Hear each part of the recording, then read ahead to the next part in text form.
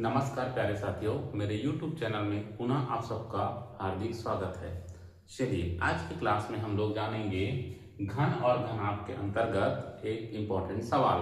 पिछले क्लास में हमने आपको इस पर बहुत अच्छे से एक्सप्लेन किया था, जिसमें हमने बताया था कि यदि आपके पास कोई बड़ा घन है और उसको आप छोटे घनों में विभाजित करते हो, समान साइज के छोटे घनों में विभाजित करते हो, तो बड़े घनों से जो छोटे घन बनेंगे उसकी संख्या कितनी होगी, इस पर चर्चा किया था।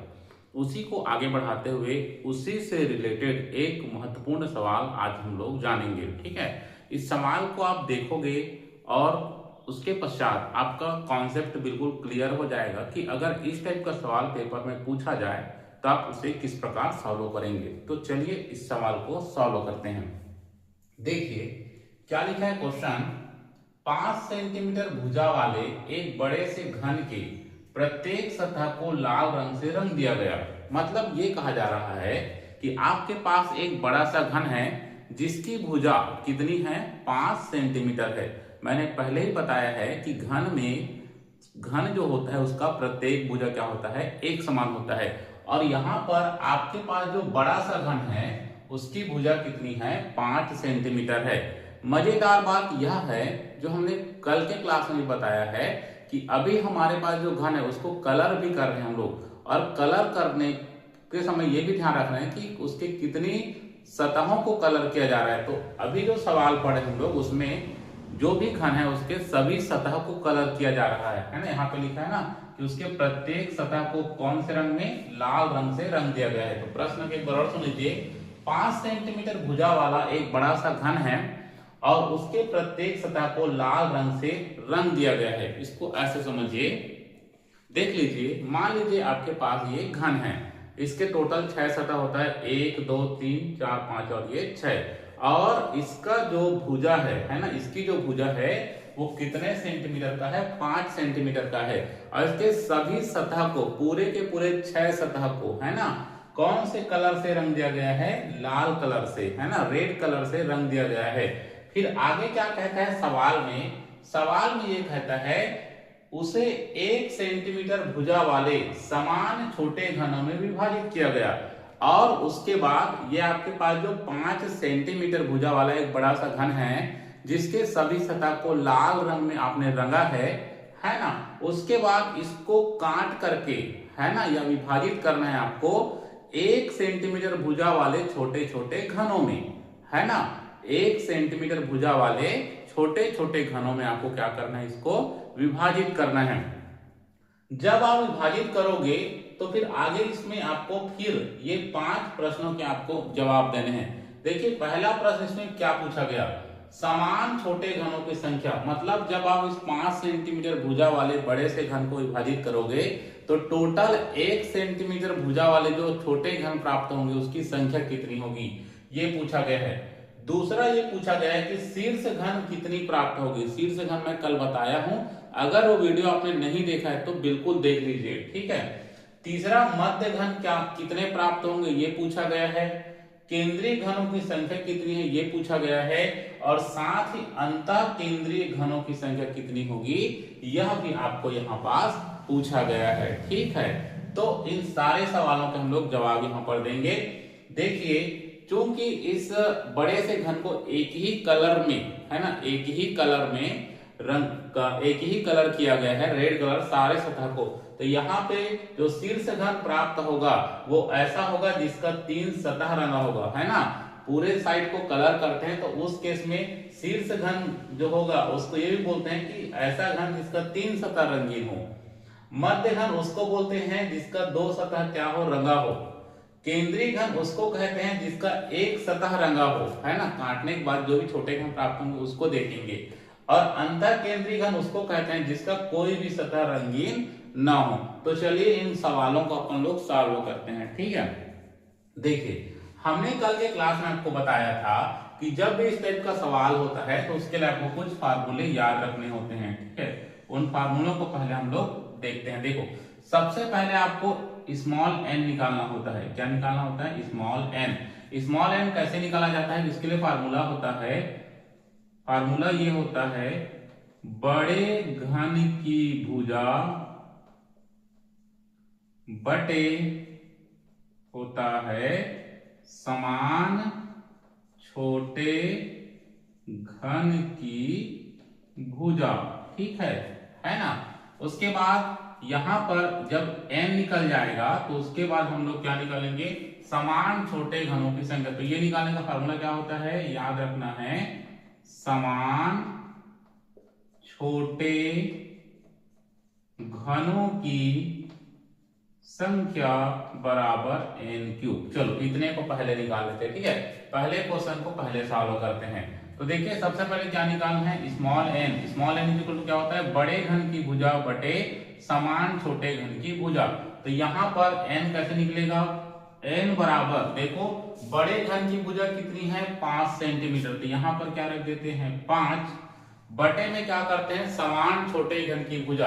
तो कितने कितने साइज में काटा जा रहा है उसको, 1 सेंटीमीटर। तो बटे में क्या कर देते हैं 1। इस प्रकार n बराबर 5 बटे मतलब क्या आ गया, 5 आ गया। अभी n की वैल्यू आई है ना। अब यहाँ पर सबसे पहले क्या निकालेंगे, समान छोटे घनों की संख्या। तो इसके लिए फार्मूला क्या अभी बताया ना, n की पावर में 3। n की वैल्यू क्या आया है 5, तो 5 का घात क्या हो जाएगा 3। 5 का घात 3 मतलब 5 गुना 5 गुना 5। सॉल्व करेंगे तो 5m 25 और 25 पंचे 125। ठीक है, तो आई होप आपको यहाँ तक बहुत अच्छे से समझ आया होगा। कहने का मतलब यह है कि जब आप 5 सेंटीमीटर भुजा वाले बड़ा से घन को 1 सेंटीमीटर भुजा वाले छोटे छोटे घनों में काटोगे तो वहां पर जो टोटल छोटे घन आपको मिलेंगे वो कितने मिलेंगे, 125 मिलेंगे। ठीक है, अब यही 125 जो आपको प्राप्त हुआ है वो 4 टाइप का घन होगा। पहला टाइप का जो घन मिलेगा वो शीर्ष घन होगा। शीर्ष घन होगा जिसका 3 सतह कैसा होगा, रंगीन होगा। मध्य घन कौन सा होगा, जिसका 2 सतह रंगीन होगा। केंद्रीय घन कौन सा होगा, जिसका 1 सतह रंगीन होगा। और अंतः केंद्रीय घन होगा जिसका कोई भी सतह रंगीन नहीं होगा। चलिए अब आगे बढ़ते हैं। तो अभी हमें ये पता चल गया कि जो बड़ा सा घन था 5 सेंटीमीटर भुजा वाला, जिसको लाल कलर से रंग दिया गया था, उसको छोटे छोटे घनों में काटा गया जिसका साइज हमने रखा था 1 सेंटीमीटर भुजा। तो यहाँ पे टोटल जो घन मिले वो कितने मिले, 125। कितने मिले, 125। अब यहाँ पर आगे अपने को निकालना है ये चीज। देखिए शीर्ष घन क्या होता है, देखो सिंपल सा है, जो छोटे छोटे घन आपको प्राप्त होंगे है ना, वो बड़े से घन से प्राप्त हो रहा है। तो जो शीर्ष से प्राप्त होगा, बड़े से घन के शीर्ष से जो प्राप्त होगा उसी को कहा जाता है शीर्ष घन। और मैंने कल की क्लास में आपको पहले ही बता दिया है पिछले वीडियो में कि शीर्ष घन की संख्या हमेशा कितनी होती है, 8 होती है। कितनी होती है, 8 होती है। तो शीर्ष घन हमेशा कितने होते हैं, 8। मतलब 125 में से 8 जो घन है वो कौन से घन होंगे, शीर्ष घन। और चूंकि यहाँ पर सभी सतह को लाल कलर किया गया है तो यहाँ पे 3 सतह इसके क्या होंगे, रंगीन होंगे। शीर्ष घनों की संख्या कितनी आपको मिलेगी, 8। ये डाटा आप डायरेक्ट याद रखेंगे। ठीक है, अगला निकालने वाले हैं अपन लोग मध्य घनों की संख्या। देखो मध्य घन निकालने का फार्मूला क्या होता है, मध्य घन निकालने का फार्मूला होता है 12 ब्रैकेट में n-2। ये फार्मूला आपको याद रखना है, 12 और ब्रैकेट में n-2। चलो ये वाला मैं सॉल्व कर रहा हूं ना। तो देखो 12 का 12 हो गया, n का मान कितना है हमारे पास 5। तो यहां पर रख देंगे 5, 5 ऋण क्या हो जाएगा 2। चलो अब इसको सॉल्व करेंगे तो ठीक है। तो देखो यहाँ पास 12 हो गया, 5 ऋण 2 हो गया, तो 5 में 2 गए, यहाँ पर क्या आ जाएगा 3। इस प्रकार गुना के रूप में, तो 12 गुना क्या हो जाएगा 3। तो 12 गुना 3 कितना हो जाएगा, 12 दूनी 24 और 12 तिया 36। ठीक है, तो यहाँ पर जो मध्य घन आपको मिलेगा उसकी संख्या कितनी होगी, 36 होगी। अगला निकालने वाले हैं अपन लोग केंद्रीय घन। केंद्रीय घन निकालने का फार्मूला होता है, याद रखना है, 6n-2 और पूरे के पावर में हो जाता है 2। कितना हो जाता है 2। चलो सॉल्व करते हैं। तो 6 हो गया, n का मान कितना है 5, 5 ऋण 2 हो गया और पूरे का घात क्या हो गया 2। यहाँ पर 6 सॉल्व करेंगे तो 5 में 2 गया, कितना हो जाएगा 3 और 3 का घात क्या हो जाएगा 2। तो 6 हो गया, 3 का घात 2 मतलब 3 त्रिक 9 और 9 6 कितना हो जाएगा 54। इस प्रकार केंद्रीय घन आपको कितने मिलेंगे 54। कितने मिलेंगे 54 आपको मिलेंगे। चलो अब अंत में निकालेंगे अपन लोग अंतः केंद्रीय घन।